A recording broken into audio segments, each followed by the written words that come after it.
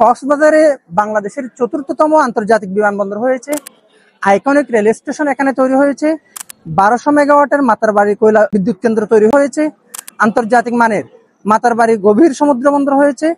শুধু ঈদ উল ফিতরে 600 কোটি টাকার ব্যবসা হয়েছে। টেকনাফ উপজেলার সাবনা ইউনিয়নে প্রায় 2000 কোটি টাকা ব্যয়ে নির্মিত হচ্ছে সাবরাং ট্যুরিজম পার্ক। এছাড়াও কক্সবাজারে একটা মেডিকেল কলেজ আছে, একটা প্রাইভেট বিশ্ববিদ্যালয় আছে, কিন্তু বাংলাদেশের এই গুরুত্বপূর্ণ জেলা একটা পাবলিক বিশ্ববিদ্যালয় নেই।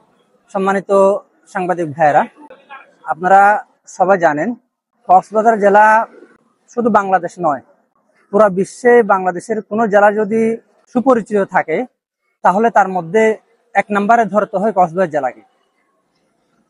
এই কক্সবাজার জেলা দেশবাসী এবং পৃথিবীর কাছে সুপরিচিত হলেও, আকর্ষণ এবং আলোচনার কেন্দ্রবিন্দু হলেও, আমরা দেখতে পাচ্ছি দীর্ঘদিন ধরে বিভিন্ন খাতে কক্সবাজার জেলাকে, কক্সবাজার জেলাবাসীকে, বিশেষ করে শিক্ষা খাতে ছাত্র সমাজকে বঞ্চিত করে আসছে।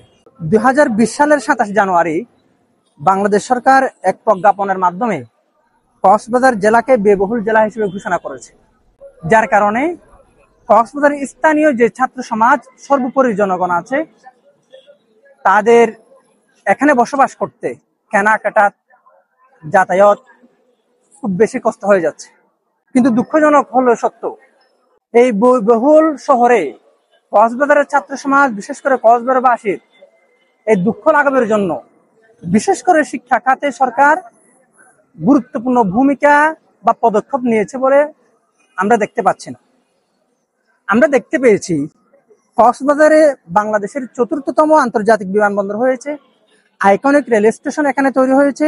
আন্তর্জাতিক মানের মাতারবাড়ি গভীর সমুদ্র বন্দর হয়েছে। টেকনাফ উপজেলার সাবনা ইউনিয়নে প্রায় 2000 কোটি টাকা ব্যয়ে নির্মিত হচ্ছে সাবরাং ট্যুরিজম পার্ক। এছাড়াও কক্সবাজারে একটা মেডিকেল কলেজ আছে, একটা প্রাইভেট বিশ্ববিদ্যালয় আছে, অসংখ্য সরকারি কলেজ আছে, স্কুল, কলেজ, মাদ্রাসা আছে, কিন্তু বাংলাদেশের এই গুরুত্বপূর্ণ জেলা একটা পাবলিক বিশ্ববিদ্যালয় নেই।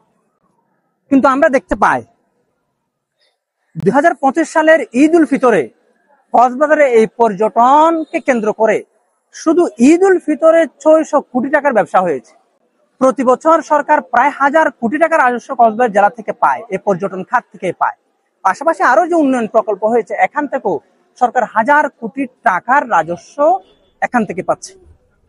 কিন্তু দুঃখজনক হলো সত্য, বাংলাদেশের কক্সবাজারের চেয়ে তুলনামূলক কম পরিচিত অখ্যাত সরকারকে রাজস্ব দেয়, ইভেন কিছু কিছু জেলাকে সরকারের ভর্তুকি দিতে হয়। এই সমস্ত জেলাগুলোতে বিশ্ববিদ্যালয় আছে। টাঙ্গাইল, চাঁদপুর, রাঙ্গামাটি, নোয়াখালী, লক্ষ্মীপুর, কুষ্টিয়া, মেহেরপুর, সাতক্ষীরা, পাবনা, বগুড়া, সিরাজগঞ্জ, নাটোর, হবিগঞ্জ, সুনামগঞ্জ, দিনাজপুর, কুড়িগ্রাম, লালমনিরহাট, নেত্রকোনা, জামালপুর, পিরোজপুর, এমনকি বান্দরবন জেলা সহ বাংলাদেশের অধিকাংশ জেলা এবং কিছু কিছু উপজেলাও তো বিশ্ববিদ্যালয় আছে, কিন্তু কক্সবাজার জেলায় একটা বিশ্ববিদ্যালয় নেই। আজকে আমরা বাংলাদেশ ইসলামী ছাত্র শিবির কক্সবাজারবাসী এবং কক্সবাজারের ছাত্র সমাজের পক্ষ থেকে মাননীয় জেলা প্রশাসকের মাধ্যমে আমাদের গণপ্রজাতন্ত্রী বাংলাদেশ সরকারের মাননীয় শিক্ষা উপদেষ্টা বরাবর, পাশাপাশি অনুলিপি দিয়েছে আমরা প্রধান উপদেষ্টার দপ্তরে, শিক্ষা মন্ত্রণালয়ের সচিব, পাশাপাশি চেয়ারম্যান ইউজিসি বরাবর আমরা অনুলিপি দিয়েছি। ওনাদের কাছেও আমাদের এই যে স্মারকলিপি এটা পাঠাতে বলেছি। আমরা মাননীয় জেলা প্রশাসকের মাধ্যমে সরকারের এই সমস্ত দপ্তরে কক্সবাজার একটা অনতি বিলম্বে কক্সবাজারবাসী, বিশেষ করে কক্সবাজার ছাত্র সমাজের যে অধিকার, এটা অধিকার আমাদের করুণা, এটা আমাদের প্রাপ্য, একটা পাবলিক বিশ্ববিদ্যালয় অতি সত্বর প্রতিষ্ঠা করবার জন্য আমরা আবেদন করেছি।